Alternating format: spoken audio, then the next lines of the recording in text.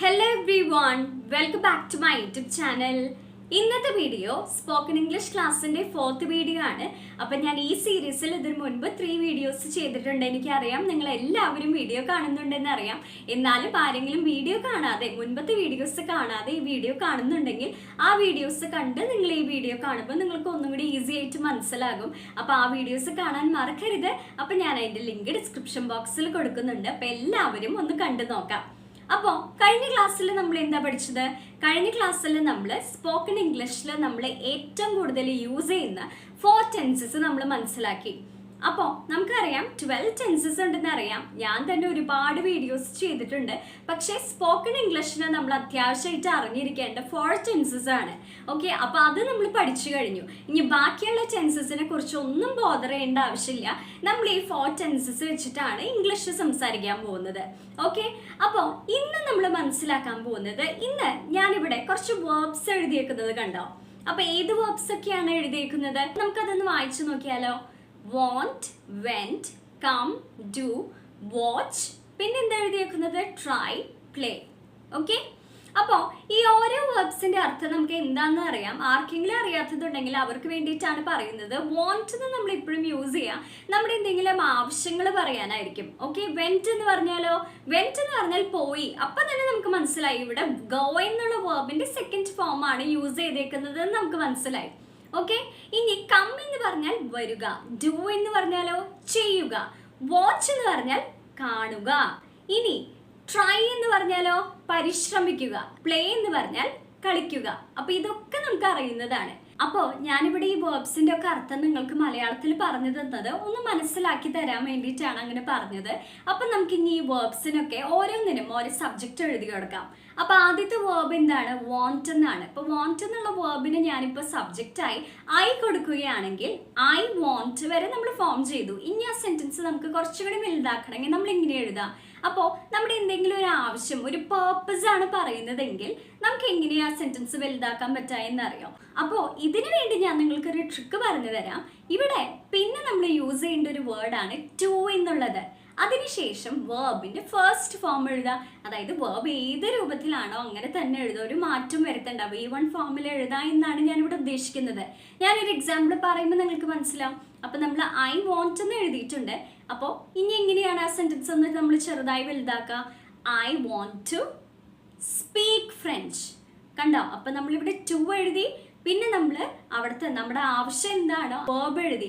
Speak സംസാരിക്കുക എന്നുള്ളതാണ് ഇവിടുത്തെ നമ്മുടെ ആവശ്യം. അപ്പൊ ഐ വോണ്ട് ടു സ്പീക്ക്, എന്താണ് സംസാരിക്കേണ്ടത്? ഫ്രഞ്ച് ആണ്. അപ്പൊ I want to speak French എന്ന് എഴുതി. മനസ്സിലായോ? അപ്പൊ ഈസി ആയിട്ട് സെന്റൻസ് ഫോം ചെയ്തത് കണ്ടോ? അപ്പൊ നമുക്ക് ഏത് സെന്റൻസ്, ഏത് വേർബ്സ് വെച്ചിട്ടും നമുക്ക് പറയാൻ പറ്റും സെന്റൻസുകൾ. ഇപ്പൊ ഒരു എക്സാമ്പിൾ പറഞ്ഞ് ഐ വോണ്ട് വെച്ച് തന്നെ നമുക്ക് എന്തൊക്കെ പറയാൻ പറ്റും? ഒരുപാട് സെന്റൻസുകൾ നമുക്ക് ഫോം ചെയ്യാൻ പറ്റും. I want to go to the supermarket, I want to go to the school, I want to meet my friend, I want to buy a chocolate. ഇതൊക്കെ നമുക്ക് ഫോം ചെയ്യാൻ പറ്റും. ഇനി അടുത്ത വേർബ് ഏതാണ്? അടുത്ത വേർബ് എന്ന് പറയുന്നത് വെന്റ് ആണ്. അപ്പൊ വെന്റ് എന്ന് പറയുമ്പോൾ നമ്മളൊരു കാര്യം ഓർക്കണം കേട്ടോ. ഗോയുടെ സെക്കൻഡ് ഫോം ആണ് വെന്റ്. അപ്പൊ വെന്റ് എന്ന് പറഞ്ഞാൽ പോയി എന്നാണ് അർത്ഥം വരുന്നത്. അപ്പൊ ആ പ്രവൃത്തി ചെയ്ത് കഴിഞ്ഞതാണ്. അപ്പൊ നമുക്ക് ഇവിടെ സബ്ജക്റ്റ് ആയി നമ്മൾ ഷീ കൊടുക്കുകയാണെങ്കിൽ നമുക്ക് ആ സെന്റൻസ് എങ്ങനെ കുറച്ചുകൂടി വലുതാക്കാൻ പറ്റും? ഇപ്പൊ ഞാൻ പറയാന്ന് വിചാരിക്കേ, ഷീ വെന്റ് ടു ആഗ്ര. എന്തിനു വേണ്ടിയിട്ടാണ് ആ പേർപ്പസ് പറയാ?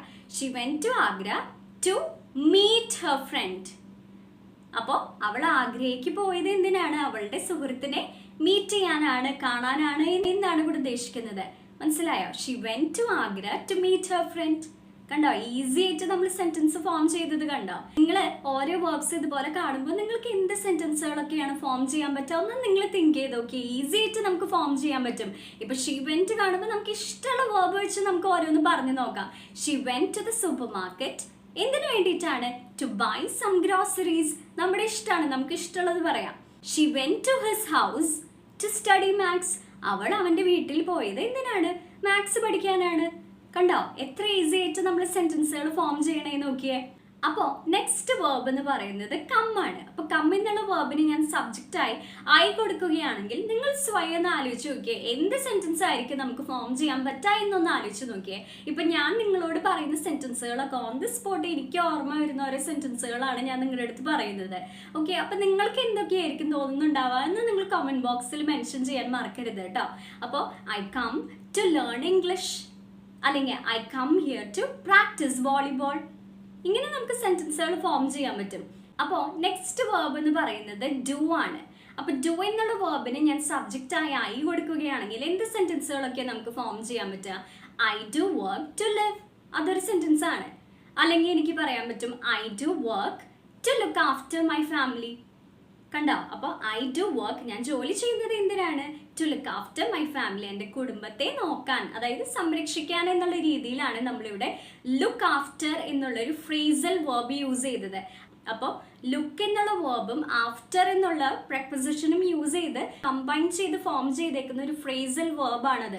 അപ്പോൾ ഇതുപോലത്തെ കുറച്ച് ഫ്രേസൽ വേർബ്സ് ആലോചിച്ച് വെച്ച് കഴിഞ്ഞാൽ നമുക്ക് ഒരുപാട് സിറ്റുവേഷനിൽ അതൊക്കെ യൂസ് ചെയ്യാൻ പറ്റും. അപ്പം ഞാനിപ്പോൾ നിങ്ങൾക്ക് ഒന്ന് അറിഞ്ഞിരിക്കാൻ വേണ്ടി പറഞ്ഞു എന്നേ ഉള്ളൂ. നമുക്ക് ഇഷ്ടമുള്ള വേർബ്സ് വെച്ചിട്ട് ഇങ്ങനത്തെ സെൻറ്റൻസുകളൊക്കെ ഫോം ചെയ്യാൻ പറ്റും. Okay, I do work to look after my family.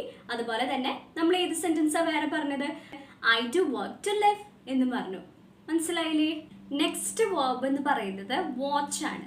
അപ്പോൾ വാച്ച് എന്നുള്ള വേർബിന് ഞാനിപ്പോൾ ഷീ ആണ് സബ്ജക്റ്റായി കൊടുക്കുന്നതെങ്കിൽ നമുക്കറിയാം ഇവിടെ വാച്ച് എന്ന് പറയുമ്പോൾ നമ്മളിവിടെ സിമ്പിൾ പ്രസൻറ്റൻസിലാണ് എഴുതിയേക്കുന്നത് അല്ലേ? ആ വേർബ് എങ്ങനെയാണോ അങ്ങനെ തന്നെയാണ് എഴുതിയേക്കുന്നത്. അപ്പം നമുക്ക് ഇപ്പോൾ ഷീ ആണ് നമ്മൾ സബ്ജക്റ്റായി കൊടുക്കുന്നതെങ്കിൽ നമ്മൾ ആ വാച്ച് എന്നുള്ള വേർബിന് എന്ത് മാറ്റമാണ് വരുത്തേണ്ടത്? നമ്മൾ വാച്ചസ് എന്ന് എഴുതും. അപ്പം നമ്മൾ പഠിച്ചിട്ടുണ്ട് ഹീ ഷീ ഇറ്റൊക്കെ വരുമ്പോൾ നമ്മൾ സിമ്പിൾ പ്രസൻറ്റൻസിൽ എന്താ ആഡ് ചെയ്യുക? നമ്മൾ എസ് ഓർ എസ് ആഡ് ചെയ്യും. അപ്പോൾ ഇവിടെ വാച്ച് എന്നുള്ള വേർബിന് നമ്മൾ വാച്ചസ് എന്നാക്കും. അപ്പോൾ she watches movies to write reviews എന്ന് പറയാം. അല്ലെങ്കിൽ ഇപ്പം ദേ ആണ് ഞാൻ സബ്ജക്റ്റായി കൊടുക്കുന്നതെങ്കിൽ നമുക്ക് ഇങ്ങനെ പറയാൻ പറ്റും, they watch movies to have fun എന്ന് പറയാൻ പറ്റും. മനസ്സിലായോ?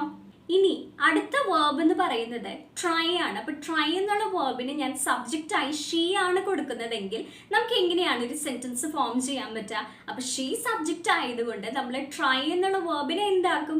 ട്രൈസ് എന്നാക്കും. മനസ്സിലായോ? അപ്പോൾ she tries to speak English. ഇനി ഇപ്പൊ അവിടെ ഷീ മാറി ഇനി ദേ ആയിരുന്നു എന്ന് വിചാരിക്കേ, നമ്മൾ എങ്ങനെ ഒരു സെന്റൻസ് ഫോം ചെയ്യും? They try to solve the problem എന്ന് പറയും. മനസ്സിലായോ? അപ്പോൾ നെക്സ്റ്റ് വേർബ് എന്ന് പറയുന്നത് പ്ലേ ആണ്. അപ്പോൾ പ്ലേ എന്നുള്ള വേർബിന് ഞാൻ ഹീ ആണ് സബ്ജക്റ്റ് ആയി കൊടുക്കുന്നതെങ്കിൽ നമുക്ക് എങ്ങനെ ഒരു സെന്റൻസ് ഫോം ചെയ്യാം? He plays cricket to earn money എന്ന് പറയാം. മനസ്സിലായോ?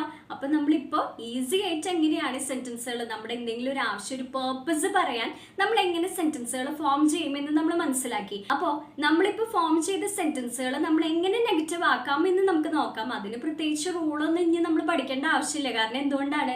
നമ്മൾ പഠിച്ചു കഴിഞ്ഞു എങ്ങനെയാണ് സെന്റൻസുകൾ നെഗറ്റീവ് ആക്കുക എന്ന് പഠിച്ചു കഴിഞ്ഞു. ഞാനിവിടെ നിങ്ങൾക്ക് നമ്മളിപ്പോൾ ഫോം ചെയ്ത ഓരോ സെന്റൻസുകളായിട്ട് സ്ക്രീനിൽ കാണിക്കും. അപ്പോൾ ആ സെന്റൻസ് വായിച്ച് നമുക്ക് എങ്ങനെ അത് നെഗറ്റീവ് ആക്കാൻ പറ്റും നമ്മൾ പഠിച്ചു കഴിഞ്ഞ കാര്യമാണ്. അപ്പൊ നിങ്ങളൊന്ന് ട്രൈ ചെയ്ത് നോക്കാം, നിങ്ങൾക്ക് പറയാൻ പറ്റുന്നുണ്ടോ എന്ന് ഇന്നൊന്ന് ട്രൈ ചെയ്ത് നോക്കാം. ഓക്കെ, അപ്പൊ നമുക്ക് ഫസ്റ്റ് സെന്റൻസിലേക്ക് പോകാം. അപ്പോൾ ആദ്യത്തെ sentence I want to speak French. ഇതെങ്ങനെ നമ്മൾ നെഗറ്റീവ് ആക്കും? I don't want to speak French എന്ന് പറയാം. Second sentence I want to go to the supermarket. I don't want to go to the supermarket എന്ന് പറയാം. ഇനി she went to Agra to meet her friend. She didn't go to Agra to meet her friend. Next sentence, I come here to practice volleyball. I don't come here to practice volleyball. She watches movies to write reviews. She doesn't watch movies to write reviews. ഇങ്ങനെയാണ് നമ്മൾ negative സെന്റൻസുകൾ form ചെയ്യാൻ പഠിച്ചത്. Okay, ഇനി ഞാനിവിടെ നിങ്ങൾക്ക് കുറച്ച് fill in the blanks കാണിക്കും. അപ്പം അതിനുള്ളിൽ നിങ്ങൾ വേണം ഫിൽ ചെയ്യാൻ. ഓക്കെ, ഈസിയാണ്. ഒന്ന് ട്രൈ ചെയ്ത് കഴിഞ്ഞാൽ നിങ്ങൾക്ക് ഈസി ആയിട്ട് ആൻസർ ചെയ്യാൻ പറ്റും. നമ്മൾ ഇന്ന് പഠിച്ച കാര്യം തന്നെയാണ്. അപ്പോൾ ആദ്യത്തെ സെന്റൻസ് എന്ന് പറയുന്നത് ഐ വോണ്ട്. എന്താണ് നമുക്ക് ആൻസർ ചെയ്യാൻ പറ്റുക? I want to do something എന്ന് പറയാം, അല്ലെങ്കിൽ I want to eat something എന്ന് പറയാം, I want to buy something എന്ന് പറയാം. ഇഷ്ടമുള്ള വേർബ്സ് വെച്ച് നമുക്ക് അവിടെ പറയാം. ഇനി next sentence I was ill, my mother came dash. എന്തായിരിക്കും നമുക്ക് ആൻസർ ചെയ്യാൻ പറ്റുക? അപ്പോൾ ഐ വാസ് ഇൽ എന്നൊക്കെ പറയാൻ നമ്മൾ പഠിച്ചതാണ്. അതിലൊരു മെയിൻ വേർബ് ഇല്ല. ഇവിടെ ഹെൽപ്പിംഗ് വേർബായിട്ട് നമ്മൾ യൂസ് ചെയ്തേക്കുന്നത് വാസ് ആണ്. അപ്പോൾ ഐ വാസ് ഇൽ, എനിക്ക് സുഖമുണ്ടായിരുന്നില്ല. My mother came dash. എന്താ നമുക്ക് പറയാൻ പറ്റുക? My mother came to see me, അല്ലെങ്കിൽ my mother came to give me the medicines എന്ന് പറയാം. Okay, next sentence, I am planning dash Agra. എന്താണ് നമുക്ക് ആൻസർ ചെയ്യാൻ പറ്റുക? I am planning to go to Agra dash the Taj Mahal. എന്താ നമുക്ക് ആൻസർ ചെയ്യാൻ പറ്റുക? To see the Taj Mahal. I am planning to go to Agra to see the Taj Mahal. കണ്ടോ എത്ര ഈസി ആയിട്ട് നമ്മൾ സെന്റൻസ് ഫോം ചെയ്തേ നോക്കിയേ. അപ്പോൾ ഇന്നത്തെ ക്ലാസ് നിങ്ങൾക്ക് മനസ്സിലായോ എന്ന് അറിയാൻ വേണ്ടി ഞാനൊരു ചോദ്യം ചോദിക്കുന്നുണ്ട്. ഈസിയാണ്. ഞാനിവിടെ ഒരു വേർബ് തരും. അപ്പോൾ ആ വേർബിനനുസരിച്ച് ഒരു സബ്ജക്റ്റും തരും. അപ്പോൾ നിങ്ങൾക്ക് ഇഷ്ടമുള്ള ഒരു സെന്റൻസ് നമ്മൾ ടു വെച്ച് V1 ഫോം വെച്ച് എക്സ്പാൻഡ് ചെയ്യണ പോലെ ഒരു സെന്റൻസ് നിങ്ങളും ഫോം ചെയ്യാം.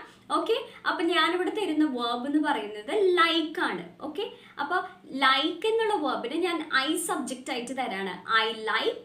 ഇനി ഐ ലൈക്ക് ടു, ഇനി നിങ്ങൾക്ക് ഇഷ്ടമുള്ളത് എഴുതാം. ഓക്കെ, അപ്പോൾ ആ സെന്റൻസ് ഒന്ന് വലുതാക്കാൻ മാക്സിമം ട്രൈ ചെയ്യാം. അപ്പോൾ ഇന്നത്തെ വീഡിയോ നിങ്ങൾക്ക് ഇഷ്ടപ്പെടാന്ന് വെച്ച് കഴിഞ്ഞാൽ ലൈക്ക് ചെയ്യാനും അതുപോലെ തന്നെ ഇംഗ്ലീഷ് പഠിക്കാൻ ആഗ്രഹമുള്ളവർക്കൊക്കെ വീഡിയോ ഷെയർ ചെയ്യാനും മറക്കരുത്. അപ്പോൾ അടുത്തൊരു വീഡിയോ ആയിട്ട് മറ്റൊരു ദിവസം കാണാം. Thank you for watching.